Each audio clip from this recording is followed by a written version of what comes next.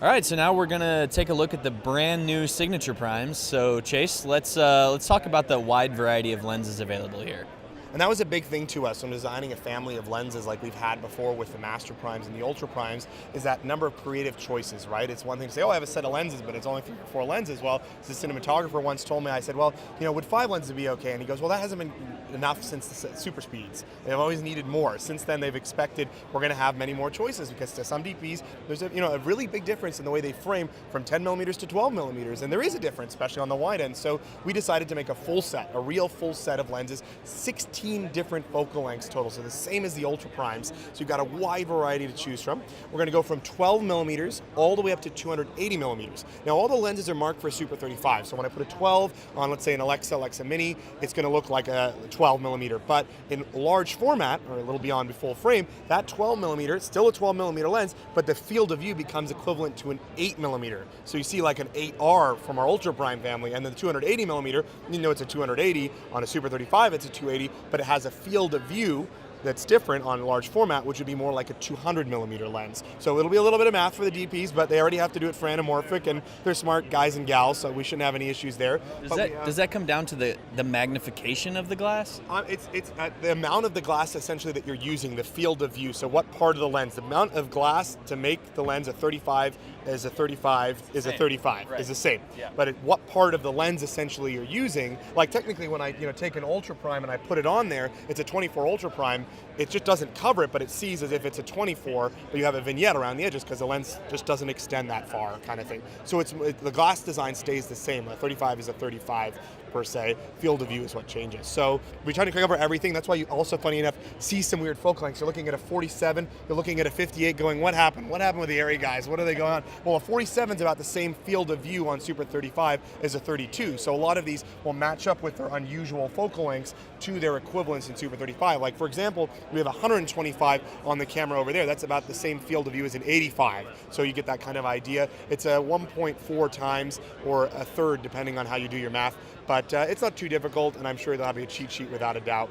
But the great thing about the lenses is they look great also on Super 35. So with the LPL mount that's built into the design of the lenses, they were designed from scratch to be LPL mount. So that's fantastic in terms of optical design that again allows us to make the lenses better, but also smaller and lighter. And you look at these, and they look decent size. They're about the same size as a Master Prime, maybe slightly longer, but the cool thing about them is they're actually lighter than Master Primes. On average, they're 2 pounds lighter than Master Primes, and that has to do with the optical design, but also the construction. We're going from aluminum to magnesium construction, which is very hard to make, generally a little more expensive, but we thought, well, for customers, the lightness of the lens does matter for applications, so we're making them out of magnesium, which is very durable, but again, lighter, very hard to machine. But we've done it. We have a very nice smooth focus system in terms of the design of the barrels. They're very, very smooth. They have a better feel to them than the Master Primes even in terms of the smoothness. They have that little less of a knock at the edge to edge, more like the Ultra Primes. One nice thing about it too is that the lenses are all 114 except for the widest and tightest lenses, which have a slightly larger front diameter, so we keep that consistency. We didn't want to compromise in optical quality, so they have the same almost virtually zero breathing through the lens like a Master Prime is known for. They're great wide open. That was a big thing for us as DPs.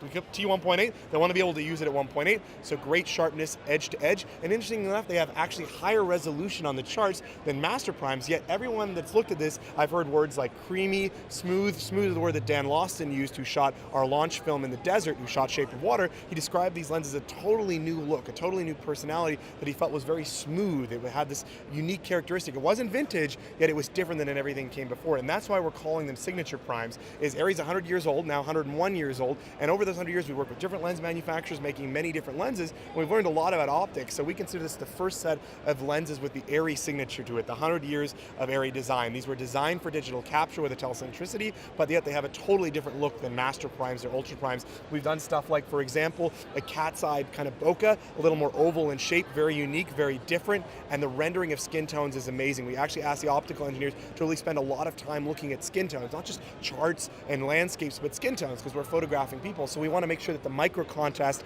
in the folds of the skins is not too harsh, is not too clinical, and not too clean. So they have a very unique look to them, and of course they're all perfectly matched. It's all T1.8 except for the two longest ones, the 200 and the 280. And again, the wow moment for these lenses is picking them up, holding a master prime in one hand and having a lens that's physically a little bigger, huge image circle, and literally going, this is a lighter lens. So it's absolutely fantastic. And we'll ship about most of them, a little more than half of the 16 focal lengths this year and the last half next year, and they'll be available a little bit after the camera in June.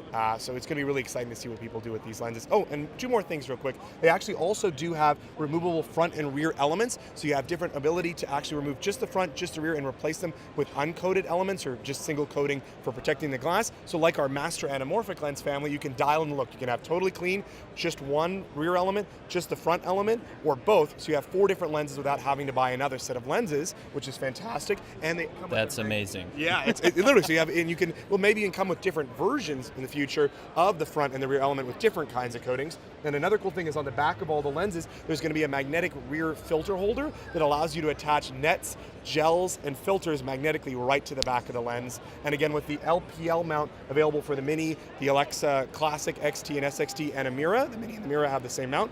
So you'll have that as an option, and also third-party cameras to come. These signature primes go on any camera, even non-Arri camera. I've had calls for people who just bought, another brand a camera and said, I want to put these signature primes on the camera right away. And they also have LDS2, which is a new version of LDS. Goes up to 150 frames, frame per frame accurate LDS, instant encoder, so you don't have to turn the barrels to activate the LDS system. You just plap it on, and it just shows you all the data, and it's more reliable and more robust. So LDS2 will be in all these lenses. There was a lot more to talk about here than I even expected. It's crazy. It's the full featured lens. It's not just, it's really, again, that idea of the camera and the lenses have to be a system. And we can see these lenses becoming something like a vintage set of lenses 30 years from now, still going into rental house. So we want to put the best technology possible in it, which is fantastic. Signature series, and I imagine you might sell a couple of those S360s because people might actually need to stop down a little bit. Yes, exactly. And we did that on the test shoots. It was, when we were doing the test shoots with the LF, it was like, okay, the AC's really on their game. They're at the edge of their seat because at 1.8, these lenses actually have the same, or actually a little slightly shallower depth of field as a 1.3 master prime. So when you open these suckers up, it's really shallow. I mean, DP's going down to, I don't usually go down to a 4 or 5, 6, but I do it just to, get everything in focus and let the AC have a little bit of a breather. But yeah, the response has been fantastic. All the DPs, what they've been quoting about the lens is exactly what we're hoping. They really are pleased with the way that they render images, which is fantastic. Well, thanks so much for explaining all the beautiful characteristics. Fantastic. Thanks. You. Cool.